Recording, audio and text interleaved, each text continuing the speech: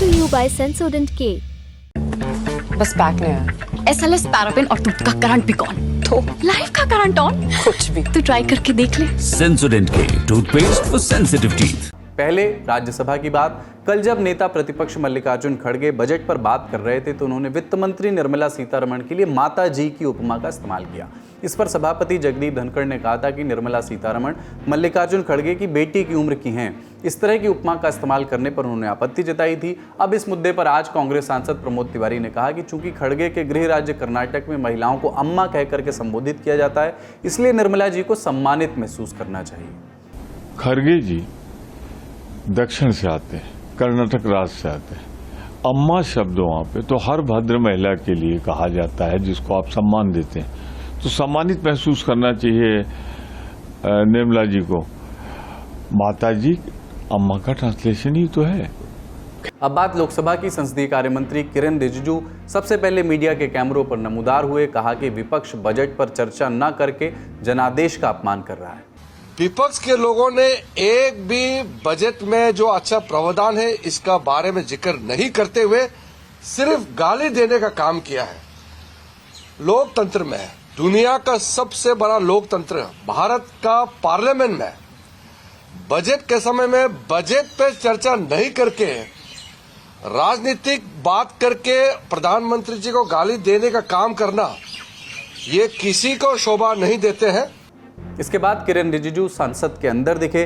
विपक्ष पर वही आरोप उन्होंने दोहराए तो फिर हंगामा भी हुआ। कोई भी सदस्य इस तरह का टिप्पणी और भाषा इस्तेमाल करता है जो संसदीय परंपरा में परमिसिबल नहीं है, सदन का गरिमा को चोट पहुंचती है, तो आप समय समय में कार्रवाई करते ही हैं। उसको आप सदन का कार्रवाई से बाहर निकलने के साथ साथ बाकी अध्यक्ष जी आपके पास पावर है, आपके पास अथॉरिटी है कि कोई भी सदस्य इस तरह का व्यवहार करेंगे तो उसके ऊपर में उचित कार्रवाई या उचित टिप्पणी करने का भी माननीय अध्यक्ष जी के पास अधिकार है। हम अपना सरकार की ओर से ये कहना चाहता हूं कि मैं डिटेल में नहीं कह रहा हूं, मैं यहाँ सदन में नहीं था, कल मैं राज्यसभा में गए थे, जब आया तो ये घटना हुई। पूरी बात बोलने दो उनको, पूरी बात बोलने, पूरी आप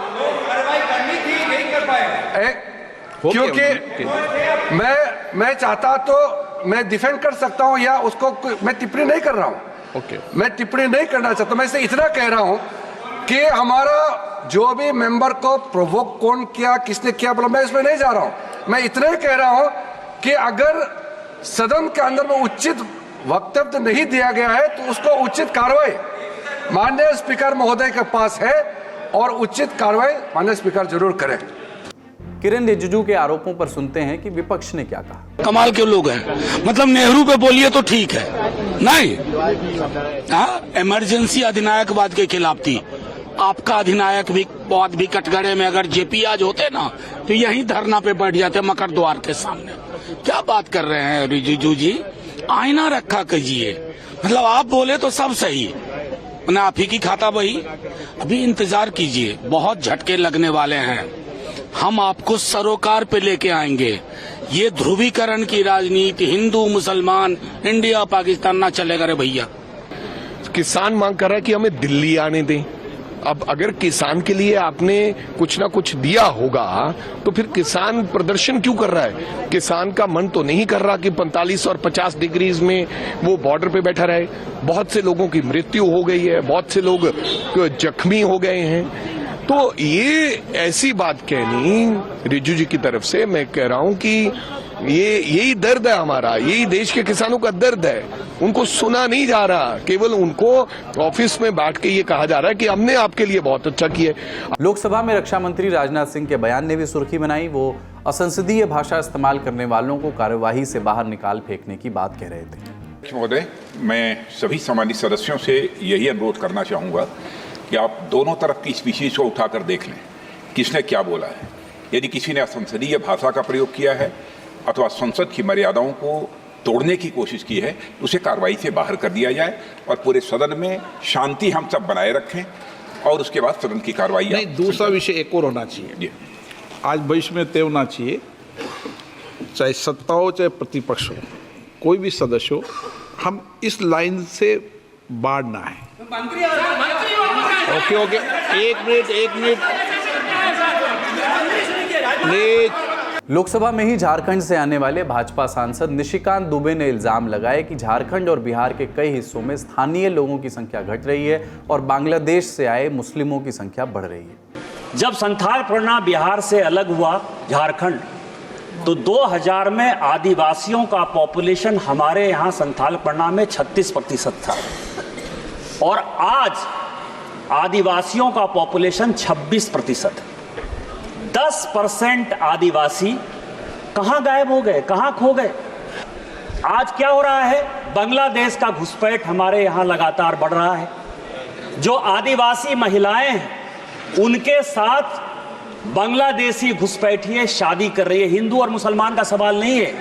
हमारे यहाँ जो लोकसभा का चुनाव लड़ती है महिला, आदिवासी कोटे से लड़ती हैं, उनके पति मुसलमान हैं। जिला परिषद की जो अध्यक्षा हैं उनके पति मुसलमान हैं। मुखिया जो आदिवासी होते हैं, और ये टोटल जो है आप समझे हमारे यहाँ 100 आदिवासी मुखिया है जो आदिवासी के नाम पर है और उसके पति जो है सभी के सभी मुसलमान हैं। निशिकांत दुबे के इल्जाम पर जवाब भी आए, सुनते हैं। मैं सरासर इसको विरोध करता हूं। इतना सांप्रदायिक मुद्दा पार्लियामेंट में उठाना नहीं चाहिए था, और उठाया भी तो उसको बंद कर देना चाहिए था, क्योंकि ये तो पाकिस्तान बनाने का एक षड्यंत्र है। वो सब शांति से चल रहा है और ये सवाल उठाना मतलब देश को सत्यानाश करना। लोकसभा में एक हीटेड मूवमेंट तब आया जब कांग्रेस सांसद चरणजीत सिंह चन्नी और भाजपा नेता रवनीत सिंह बिट्टू के बीच जमकर बहस हुई। बता दें कि दोनों ही सांसद पंजाब से आते हैं। तो कांग्रेस सांसद चन्नी बजट पर केंद्र सरकार को घेर रहे थे, सरकार पर लुटेरा होने जैसा आरोप लगा रहे थे। इस पर भाजपा सांसद बिट्टू खड़े हुए और उन्होंने चन्नी पर भ्रष्टाचारी होने के इल्जाम लगा दिए और कुछ ही देर में बात पर्सनल हो गई। देखिए, इनमें और अंग्रेजों में कोई फर्क नहीं, सिर्फ कलर का फर्क है। ये भी पहले सतह पे काबज हुए और फिर सतह के माध्यम से आज ये देश की राजनीति के माध्यम से पूरे देश के व्यापार पे अपने आदमियों का कब्जा करा रहे हैं। और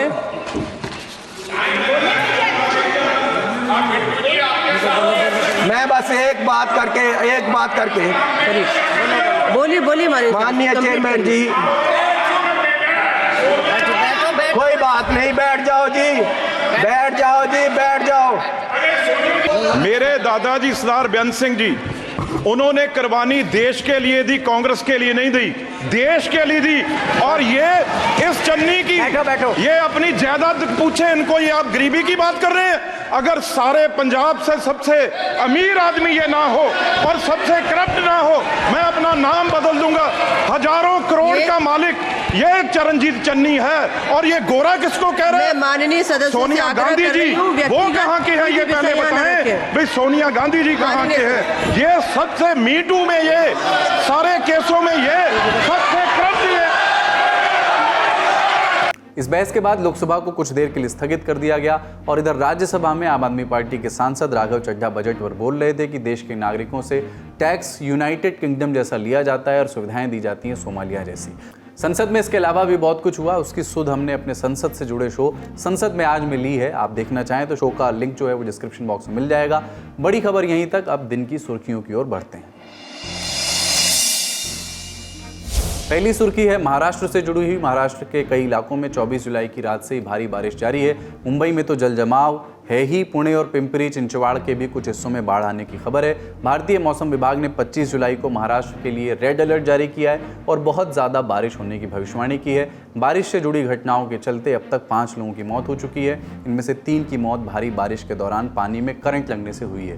पुणे जिले के कलेक्टर सुहास देवसे के आदेश के बाद 25 को पुणे शहर और आसपास के इलाकों में स्कूल भी बंद करा दिए गए हैं, साथ ही सभी पर्यटक स्थल भी बंद कर दिए गए हैं। सुहास ने प्राइवेट ऑफिस और इंडस्ट्रियल इकाइयों में से भी अपील की है कि फिलहाल उन्हें भी बंद रखा जाए। पुणे के अलावा महाराष्ट्र और पालघर जिलों में भी कई इलाकों में स्कूल, कॉलेज और दूसरे शैक्षणिक संस्थानों में छुट्टी घोषित कर दी गई है। ट्रेन और फ्लाइट सेवाओं पर भी असर पड़ा है। मुख्यमंत्री एकनाथ शिंदे ने लोगों से सुरक्षित स्थानों पर जाने की अपील की है।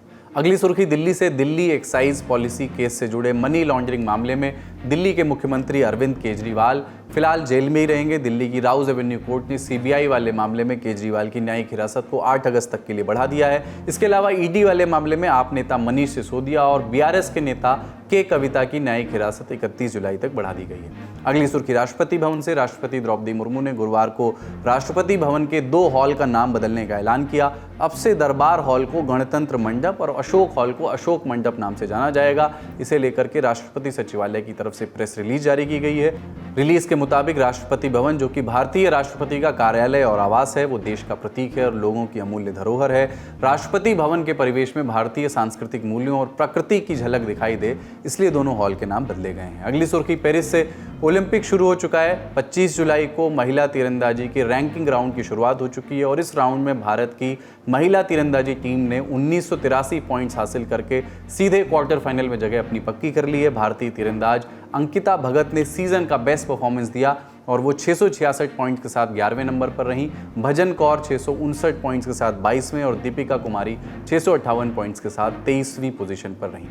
आज के ललन टॉप शो में इतना ही। अपना और अपनों का ख्याल रखिए। देखते रहिए दी ललन टॉप। शुक्रिया। शुभ रात्रि।